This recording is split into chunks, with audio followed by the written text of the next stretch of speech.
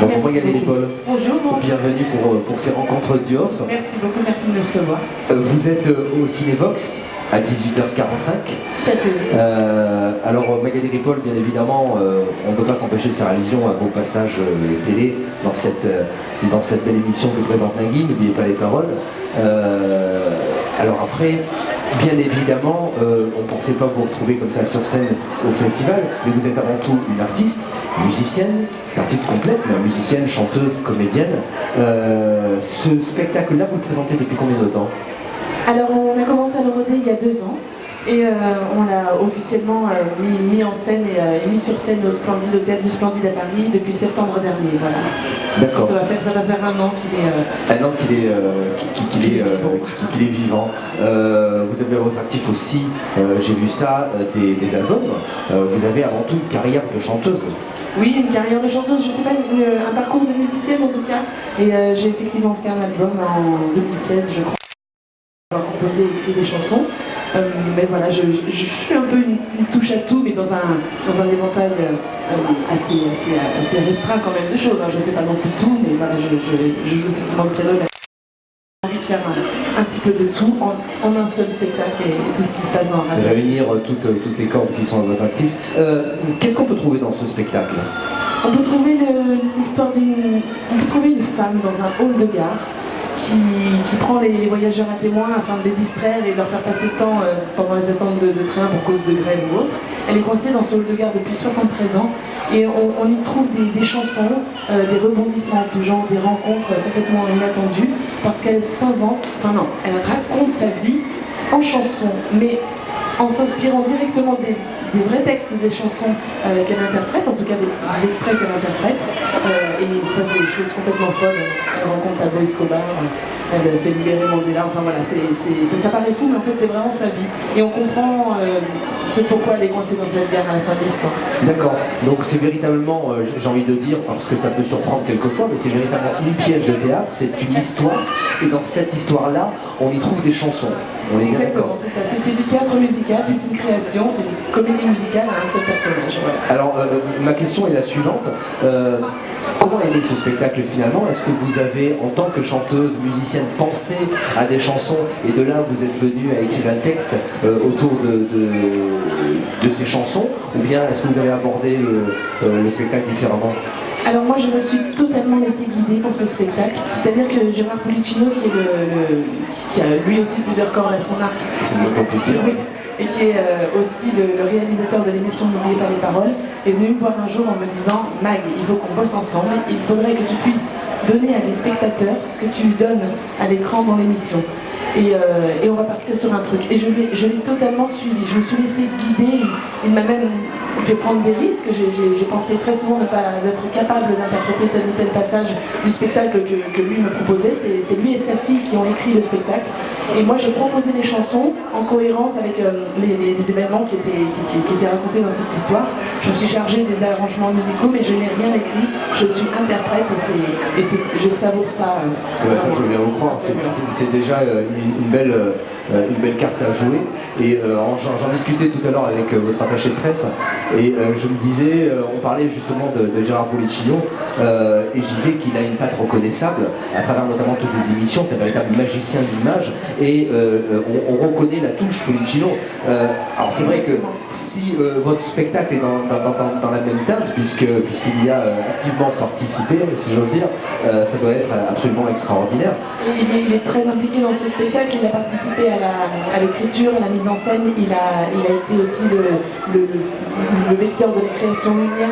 Et c'est vrai que sans m'avancer, je peux dire qu'on retrouve une esthétique télévisuelle, bizarrement, et c'est très finement joué même. Moi-même je m'en étonne, on retrouve une esthétique télévisuelle dans ce spectacle qui est en fait du théâtre pur. Voilà. Ouais, complètement. C'est marrant, il est très fort.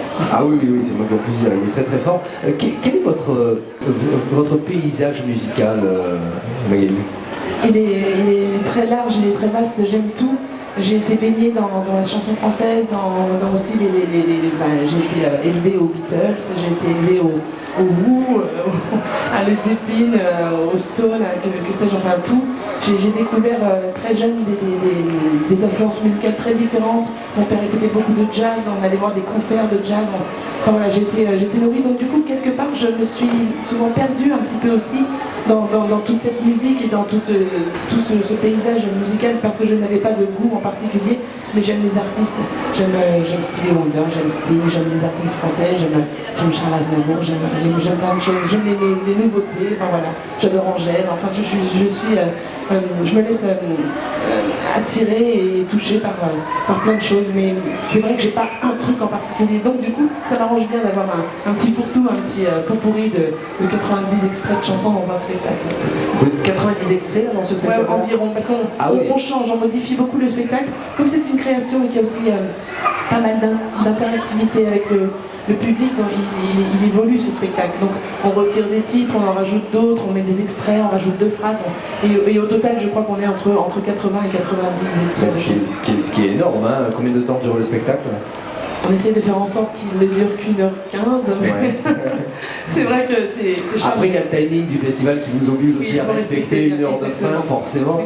Je me permets de le dire parce que je l'ai lu aussi. On qualifie un petit peu votre personnage qu'on a l'habitude de voir, notamment à la télévision, un petit peu de dingo dans votre manière d'interpréter les chansons, d'être sur scène. Ce personnage-là, est-ce que vous pensez aussi, je suppose qu'on le retrouve un petit peu dans le spectacle, est-ce que vous pensez aussi qu'il est né par cette culture musicale qui est très très variée, très très riche?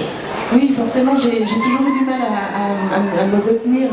C'est-à-dire que j'ai toujours voulu interpréter autrement les chansons. J'adore rigoler, parce que j'adore qu'on me fasse rire, donc du coup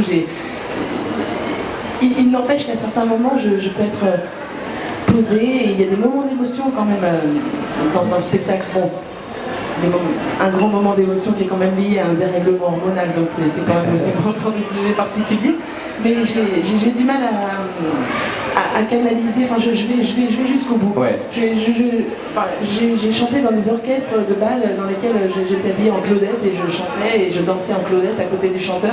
Je pouvais pas faire ça sérieusement, c'était pas possible.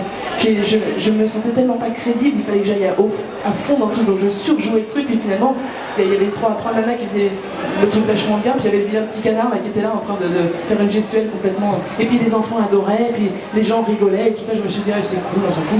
Enfin voilà, j'y vais. On m'a jamais empêché de le faire, et au contraire Nagui et Gérard dans cette émission m'ouvrent les portes et me disent vas-y à fond, mais alors pourquoi je me retenir? Et puis c'est vrai aussi que de toute façon, ne pas faire les choses à fond, je pense que c'est aussi un frein pour pouvoir partager et diffuser l'idée, le spectacle qu'on a envie de montrer aux gens. Donc ça c'est génial.